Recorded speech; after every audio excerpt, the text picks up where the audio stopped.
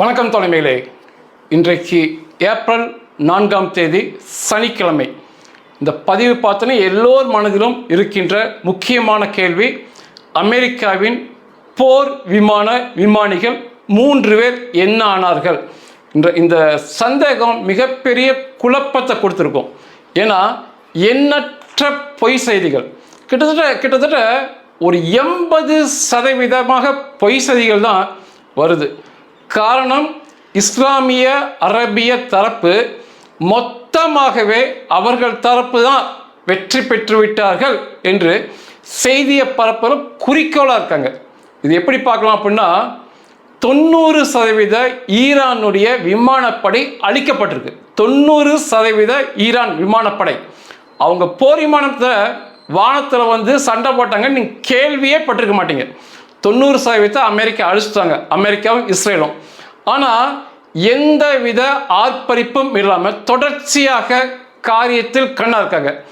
ஆனால் இவனுங்க தரப்பு, ஈரான் தரப்பில் ஒரே ஒரு போர் விமானத்தை சுட்டு வீழ்த்தியிருக்காங்க. இது ஒன்றும் சண்டையில் சகஜம்தான். அடி வாங்காமல் நான் அடிச்சுக்கிட்டே இருக்க முடியாது. சண்டையில் சகஜம்தான். ஆனால் அத்தனை பேரும் மிகப்பெரிய சாதனை செஞ்ச மாதிரி ஒரேடியாக கூக்குரல் இடுகிறார்கள். ரியல் டைம் ஜோம்பியா மாதிரி. நிச்சயமாகவே எனக்கு இவங்களெல்லாம் பார்க்கும்போது ஜோம்பியா தான் ஞாபகம் வருது. அவங்களோட சேர்ந்து நடுநிலை பேசுபவர்கள் என்ற பெயரில் அநேகர் அவர்களுக்கு ஆதரவாக இதை போல கருத்துக்களை பதிவு செய்வது. யாராவது ஒருத்தங்க நிச்சயமாக அப்பாவி மக்கள் பாதிக்கப்படும் போது அவர்களுக்கு ஆதரவாக சண்டைக்கு போய் தான் தீரணும். அதில் எந்தவித மாற்று கருத்துமே இல்லை. யாராவது ஒருத்தராவது தைரியமாக எங்காவது ஒரு அப்பாவி மக்கள் தாக்கப்படும் போது, கொல்லப்படும் போது அவர்களுக்கு ஆதரவாக போய் நிற்கத்தான் வேணும். ஆனால் அதெல்லாம் புரிஞ்சிக்காம இந்த ரியல் டைம் ஜோம்பியா மாதிரி இவனுக்கு கத்துறது ஒரு மிகப்பெரிய ஆத்திரத்தை தான் கொடுக்குது. அதே போல் பொய் செய்திகள்.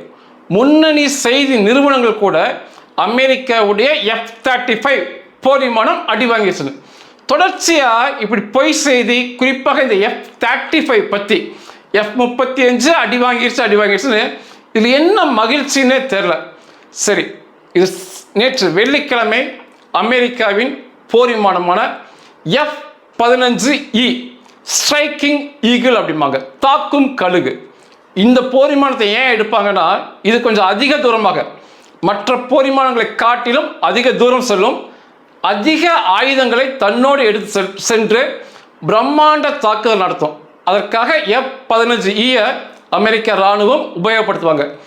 ஈரானை தாக்க சென்ற F-15E 2 பேர் போடும். ஒரு விமானி இருக்கணும், ஆயுதங்களை கையாள்பவர் இருக்கணும். 2 பேர் இருப்பாங்க. அதில் ஈரான் தாக்குதலில் ஈரானுடைய மலைப்பகுதி, தெற்கு பகுதியில் வீழ்ந்துருச்சு. அது உண்மைதான். F-15 அடி வாங்கி வீழ்ந்தது. அதிலிருந்து 2 பேருமே எஜெக்ஷன் சீட் அடிப்பாங்க. அந்த வெளியேறும் இருக்கையை இழுத்து 2 பேருமே வெளியே வந்துட்டாங்க. ஆதாரப்பூர்வமாக அது வீடியோவும் பதிவாயிருச்சு.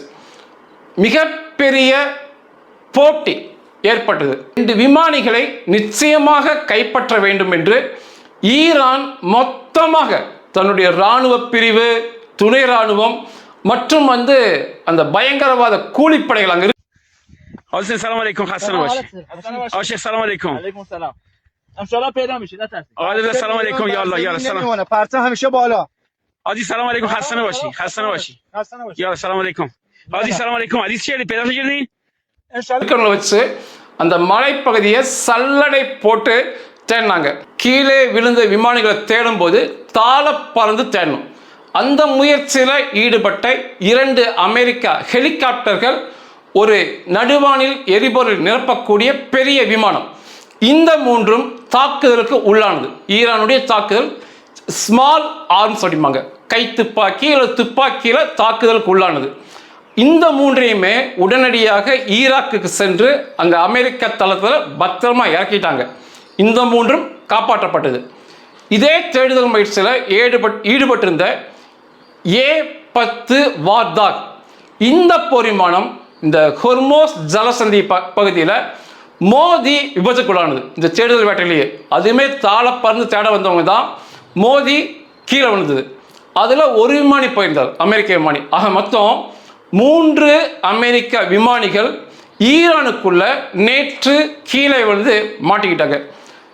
இது உங்களை எப்படியாவது கைப்பற்றினது 3 பேர்த்த கைப்பற்றிட்டால் மிகப்பெரிய விஷயமாக ஈரானுக்கு பார்க்கப்படும்.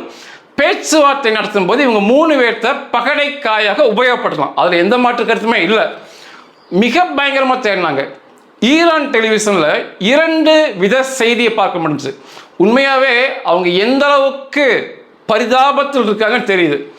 முதல்ல செய்தி வாசித்த பெண்மணி ஈரானுடைய அங்கீகரிக்கப்பட்ட டெலிவிஷனில் இந்த அமெரிக்கா போர் விமானிகளை உயிரோடு பிடித்து கொடுத்தால் தக்க சன்மானம் வழங்கப்படும் அப்படின்னு பரிசு தொகையை குறிப்பிடாம தக்க சன்மானம் சொல்லி பேசி முடிச்சாங்க. சிறிது நேரம் கழித்து எந்தவித அதில் வந்து ரெஸ்பான்ஸ் ஆதரவான பதில்கள் வராதனால திரும்ப அதே பெண்மணி திரும்ப பேசி நம்ம இந்திய மதிப்பில் 56 லட்சம் ரூபாய் அளவுள்ள ஈரான் பணம் உங்களுக்கு கிடைக்கும், கீழே விழுந்த அமெரிக்க போர் விமானிகளை உயிரோடு ஒப்படைத்தால் ஒரு விமானிக்கு 56 லட்சம் இந்திய ரூபாய் அளவில் கொடுக்குறேன்னு சொல்லி 2வது முறை திருத்தி செய்தி வாசித்தாங்க. اهالی استان کهگیلوی و بویراحمد، مردم عزیز و غیرتمند، طبق அனைத்து ஈரான் ராணுவம் IRGC பேடி ராணுவம் பேடி பாஜிஸ் வந்து இதில் தேடுதல் முயற்சியில் ஈடுபட்டாங்க. ஆனால் அதிர்ஷ்டவசமாக இந்த ஹொர்மோஸ் ஜலசந்தியில் விழுந்த போர் விமானி அவரை உடனடியாக அமெரிக்க மீட்பு படையினர் கமாண்டோக்கள் பத்திரமாக காப்பாற்றினாங்க முதல்ல. 2வது இந்த F-15 இருந்த ஒரு விமானியை பத்திரமாக தரையிறங்கி ஈரான் தரைக்குள் அமெரிக்க கமாண்டோக்கள் உள்ளே இறங்கி அவரை தூக்கி ஹெலிகாப்டரில் பத்திரமாக கொண்டுதாங்க. மொத்தம் 2 பேர்த்த அமெரிக்கர்கள் காப்பாற்றினாங்க. ஒரு விமானியின் கதி நான் பேசுகிற வரை தெரியல. நான் சனிக்கிழமை காலைல பேசுகிறேன், முழுவதாக தெரிந்து கொண்டு பேச வேண்டும் என்று. இந்த காலை பொழுது வரைக்கும் 3வது விமானியின் கதி என்னன்னு தெரியல. அவர் வந்து ஈரான் கையிலையும் மாட்டல, அமெரிக்காவையும் மீட்க முடியல. வந்து 3 செய்திகளை பார்க்கலாம். 1வது வந்து ஈரானுடைய கையாலாகாதத்தனம், ஈரான் இராணுவத்தின் கையாலாகாதத்தனம் இதில் வெளிப்பட்டிருக்கும்.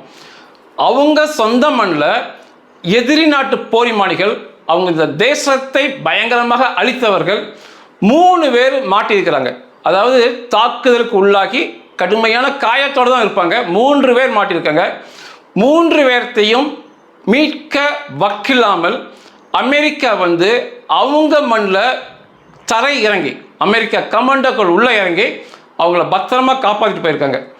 2வது வந்து அந்த மக்கள், அந்த ஈரானுடைய சொந்த மக்கள் இவ்வளோ பெரிய பரிசு தொகை அறிவிச்சுமே அந்த விமானிகளை பிடித்து ஈரான் வசம் ஒப்படைக்கல. அந்த மக்கள் நினச்சிருந்தாங்க அப்படின்னா நிச்சயமாக மிகப்பெரிய தேடுதல் வேட்டையில் ஈடுபட்டு பிடித்து ஈரான் கையில் கொடுத்துருக்கலாம். அந்த மக்கள் அமெரிக்கா நிலைப்பாட்டில் இருக்கிறாங்க, சரியான வாய்ப்பு கிடைக்கும் போது வெளியே வருவாங்க, இந்த ஈரான் பேடி இராணுவத்திற்கு எதிராக புரட்சி செய்வாங்கன்னு சொல்லி இதில் வந்து நிச்சயமாக புலப்படும். 3வது அமெரிக்க இராணுவ வீரர்களின் துணிச்சல். மிகப்பெரிய எதிரி நாடு தான், மிகப்பெரிய தாக்குதல் நடத்திட்டு இருக்காங்க தான், சிக்கிட்டாங்கன்னா உயிருக்கு உத்தரவாதமே இல்லை. அந்த நிலையிலுமே தாள பறந்து தேடுவது, அந்த கமாண்டோக்கள் ஈரான் மண்ணுக்குள் கால் பதிப்பதெல்லாம் மிகப்பெரிய துணிச்சலான விஷயம்.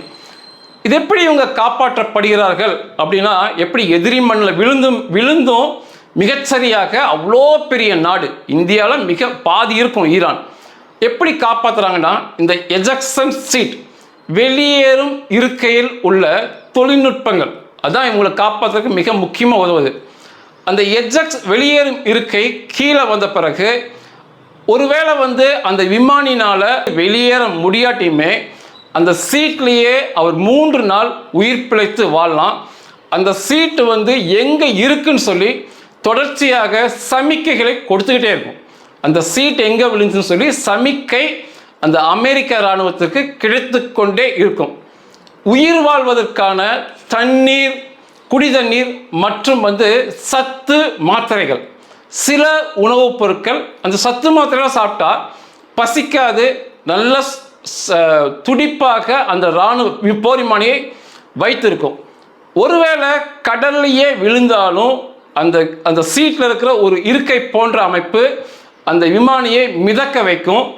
இரவில் வந்து யாருக்குமே தெரியாமல் அந்த விமானி சமிக்கை தரலாம். அவர் தருகின்ற சமிக்கை அமெரிக்காவுக்கு தெரியும், பக்கத்தில் யார் இருந்தாலும் தெரியாது. இதை போன்ற எண்ணற்ற அமைப்புகள் அந்த சீட்டில் இருக்கனால தான் இவர்கள் காப்பாற்றப்படுவது. ஒருவேளை கீழே விழுந்தாலுமே நல்ல ஆரோக்கியமாக அவர் இருந்தார்னா அந்த சீட்டிலிருந்து வெளியேறி அவர் எங்கேயாவது ஓடி போய் ஒளிஞ்சுக்கலாம். ஒருவேளை தாக்குதலுக்கு உள்ளாகி அவரால் எந்திரிக்க முடியாட்டுமே அந்த சீட், அந்த இருக்கை அவரை நிச்சயமாக காப்பாற்றும். அவர் இருக்கிற இடத்தை பற்றி தகவலை கொடுத்து கொண்டே இருக்கும். இதை போல் அந்த இருக்கையில் அவங்க வெளியேறனால தான் சரியான இடத்துக்கு சென்று அவர்களை காப்பாற்ற முடிகிறது. ஈரானில் மெதுவாக எதிர்க்கட்சிகளின் குரல்கள் வெளியே வர ஆரம்பிச்சிருக்கு. முன்னாள் அதிபர் ஹாசன் ருவானி வந்து அவர் நேற்று முந்தானத்தை பேசியிருக்காரு. அவர் என்ன சொல்லியிருக்காருன்னா, இந்த சண்டை நிறுத்தம் கொண்டு வரலாம், பேச்சுவார்த்தை மூலமாக இந்த பிரச்சனை தீர்த்து கொள்ளலாம், அமெரிக்கா என்ன சொல்கிறாங்கன்னு சொல்லி அவர்கள் சொல்லுவதையுமே நம்ம கொஞ்சம் கேட்டுக்கிட்டு இந்த சண்டையை முடிச்சுக்கிறது தான் ஈரானுக்கு மிக நல்லதுங்கிற கருத்தை முதன்முறையாக பதிவு பண்ணியிருக்கிறாரு முன்னாள் அதிபர். உடனடியாக இந்த பேடி இராணுவம் IRGC வந்து அவரை பிடிக்கணும், அவர் துரோகி, அவரை கொல்ல வேண்டும் என்று உடனடியாக அவங்க பதிவு பண்ணியிருக்கிறாங்க. ஆனால் முன்னாள் அதிபர் சண்டை நிறுத்த வேணும், பேச்சுவார்த்தை அமெரிக்காவோடு நடத்தலாம், அந்த ரிஃபார்ம் பண்ணலாம் அப்படின்ட்டு இருக்காரு. சில மாறுதல்கள் ஈரானுடைய அரசியல் அமைப்பில், ஆட்சி அமைப்பில் கொண்டு வரலாம்னு அவர் சொன்னார். இது மிகப்பெரிய விஷயமாக பார்க்கப்படுது. மிகப்பெரிய பாலம் வந்து தகர்க்கப்பட்டதுன்னு பதிவு பண்ணியிருந்தேன். அந்த பாலத்தை பார்வையிடுவதற்கு ஈரான் வந்து சம்மதித்து பத்திரிகையாளர்களை அழைத்து சென்று அந்த பாலத்தை காமிச்சாங்க.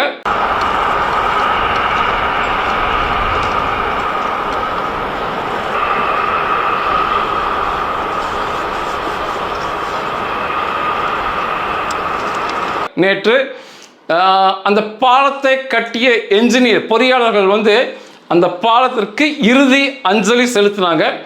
மிகப்பெரிய தாக்குதலுக்கு அந்த பாலம் உள்ளானது வந்து உங்களுக்கு பார்த்தா புரியும் இப்போ இருக்க வீடியோவில். ஆனால் வந்து இப்போ ஒரு குரல் வந்திருக்கு ஈரான்லேருந்து, இந்த மக்கள் பயன்பாட்டிற்கான இப்போல சிவிலியன் இன்ஃப்ராஸ்ட்ரக்சர் அப்படிம்பாங்க, பொதுமக்கள் பயன்பாட்டிற்கான இந்த பிரம்மாண்ட அமைப்புகளை தாக்க வேண்டாம் அப்படின்னு அந்த மக்கள்கிட்ட ஒரு குரல் வந்திருக்கு. ஆனால் இதை போல இடங்களை அடித்தால் மட்டும்தான் இந்த எதிர்க்கட்சி இதெல்லாம் அடித்த பிறகு தான் மிகப்பெரிய தாக்குதலுக்கு அப்புறம் தான் அந்த முன்னாள் அதிபர் பேசுகிறார் ஒரு மாற்றத்தை கொண்டு வரணும்னு சொல்லி. நிச்சயமாக இந்த தாக்குதல்கள் அவசியமாகுது. யாருக்குமே இஷ்டப்பட்டு இப்படி வந்து பொதுமக்கள் கட்டுமானத்தை அடிக்கிறது இல்லை. பல கோடி அவங்க செலவு பண்ணியிருப்பாங்க, அடிக்க விரும்புவதில்லை. ஆனால் இந்த ஆட்சி மாற்றங்கள்லாம் வர வேண்டும் என்றால் இந்த பொதுமக்கள் பயன்பாட்டிற்கான கட்டுமானங்களை அடித்து நொறுக்குவது தான் மிகச்சிறந்த வழி. தரையில் அமெரிக்காவும் இஸ்ரேலும் இராணுவ வீரர்களை இறக்காமலேயே வெற்றி பெற வேண்டும் என்றால் இப்படி அடிக்கணும். அடுத்து நிச்சயமாக ஈரானுடைய குடி தண்ணீர் வசதி. ஈரானில் வந்து தண்ணீர் மிகப்பெரிய விஷயம். இந்த குடி தண்ணீர் வசதி, மக்களுக்கான மின்சார பயன்பாட்டு கட்டுமானத்தை இன்றைக்கு நாளைக்கெல்லாம் நிச்சயமாக அடிப்பாங்க. அப்போ தான் அந்த மக்கள்கிட்ட அந்த ஆட்சிக்கு எதிரான கோபம், எதிர்க்கட்சிகள் ஒன்றிணைவதற்கான வாய்ப்புகள் எல்லாமே உருவாகும். இது வந்து ஒரு இராணுவ தாக்குதல் தந்திரம் அப்படின்னு சொல்லலாம். பாலஸ்தீனத்துக்கு வந்து ஒரு குரல் வந்திருக்கு. திரும்ப குழந்தைகளை காமிச்சு ஒரு சிறுவன் மிக அழுகிறது போல, தட்டு வந்து காலியாக இருக்குது, சாப்பாடு இல்லைன்னு அழுகிற மாதிரி, அநேக சிறுவர் அழுகிற மாதிரி ஒரு வீடியோ வந்திருக்கு. இதை போல நடிப்பதற்கு இந்த காசாவில் வந்து கூத்து பட்டறையே இருக்குது. காசா ஹமாஸ் பயங்கரவாதிகள் கூத்து பட்டறையே வச்சுருக்காங்க. பிறந்த குழந்தை முதற்கொண்டு இந்த மாதிரி சிறுவர் சிறுமிகள் பெண்களை நடிக்க வைப்பாங்க. அவர்களுக்கான சம்பளம் உண்டு. அந்த வீடியோ பார்க்கும்போதுமே எனக்கு அப்படி தான் தெரிஞ்சது.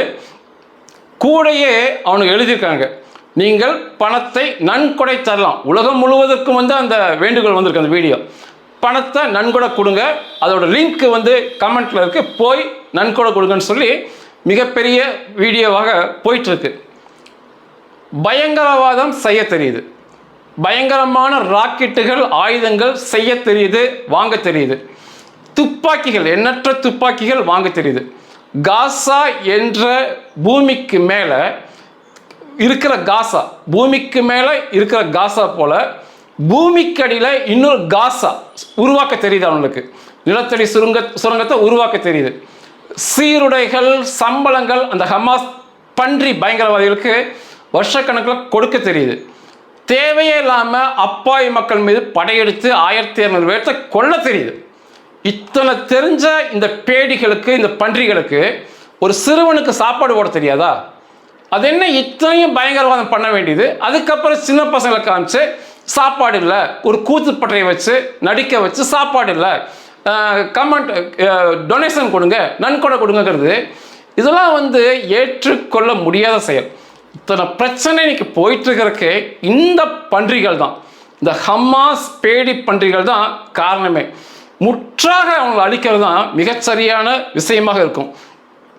நேற்று வெள்ளிக்கிழமை ஈரான் மற்றும் லெபனான் மற்றும் ஹவுதி மூடர்கள் இந்த 3 பேர் சேர்ந்து நடத்திய ஏவுகணை, ராக்கெட், ட்ரோன் தாக்குதலில் இஸ்ரேலுக்குள்ள எந்த பொதுமக்களும் கொல்லப்படவில்லை.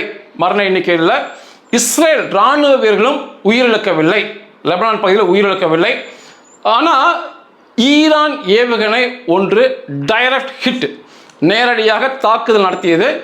இஸ்ரேலுடைய ஒரு ஆயுதம் தயாரிக்கும் தொழிற்சாலை மிக கடுமையான சேதத்துக்கு உள்ளானது. அதே போல் அமெரிக்க தரப்பில் எந்த இராணுவ வீரர்களும் வெள்ளிக்கிழமை கொல்லப்படவில்லை. ஒரு போர் விமானி நான் பேசுகிற வரைக்கும் மிஸ்ஸிங் அப்படிங்கிற இடத்துல இருக்காரு. கதி என்ன என்று அது தெரிஞ்சோடனே நிச்சயமாக பதிவிடுறேன்.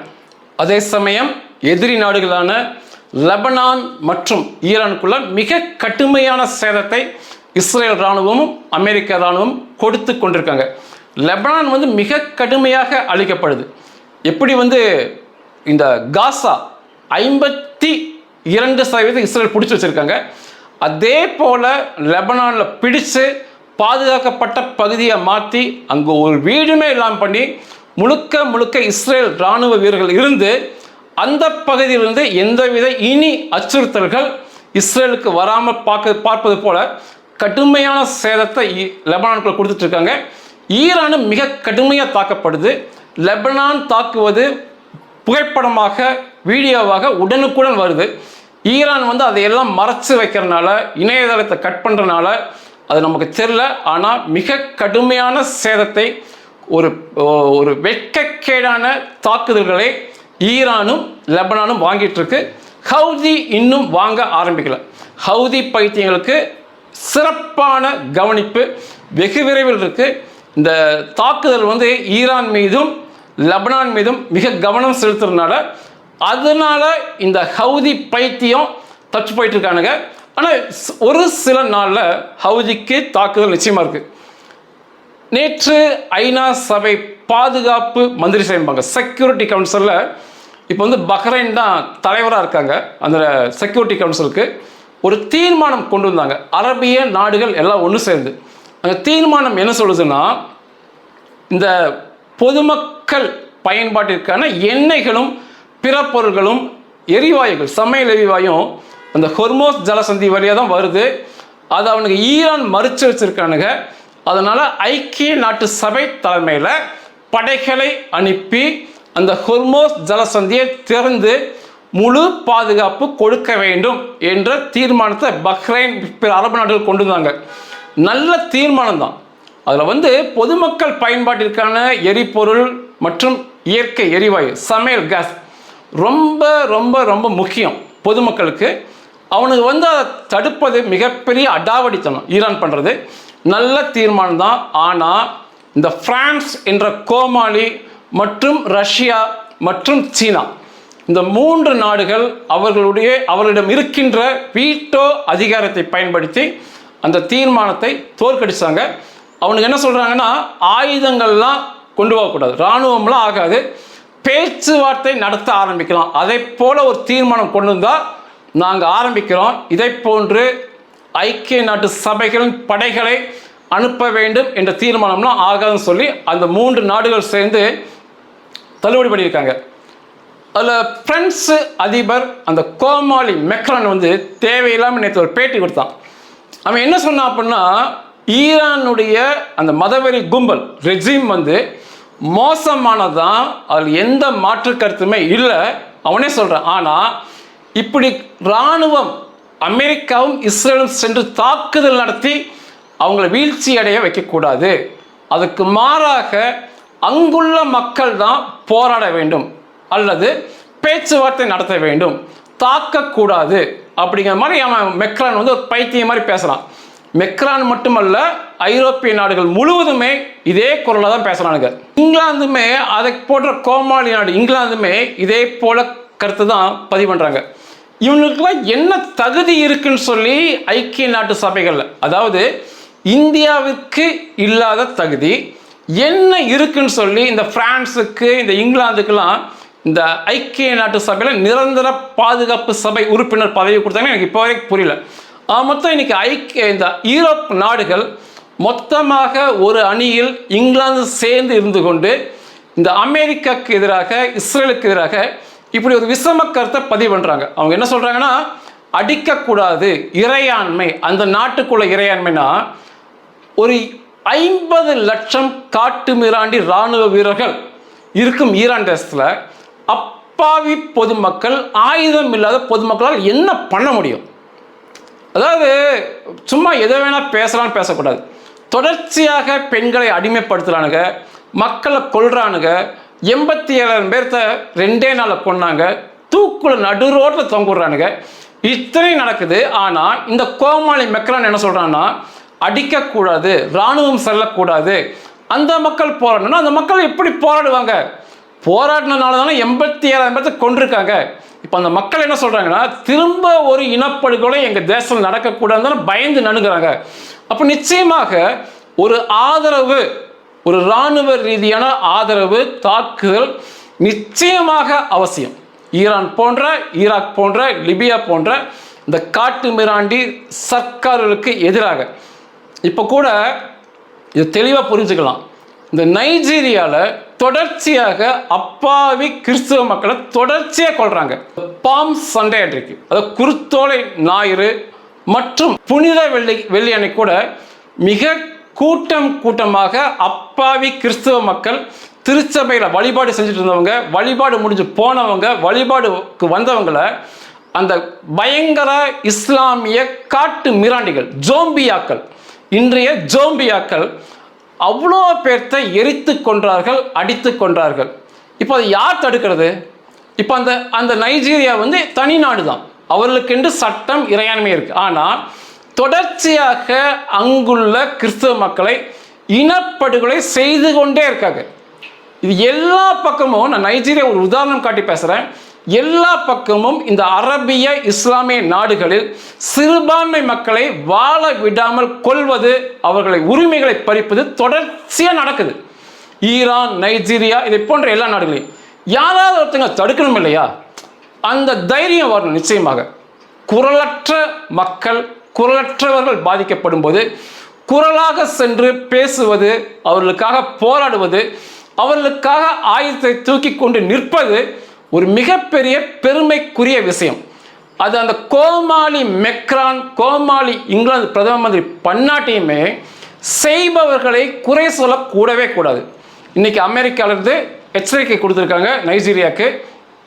நாளை ஈஸ்டர், இயேசு கிறிஸ்து உயிர்த்தெழுந்த பண்டிகை வருது.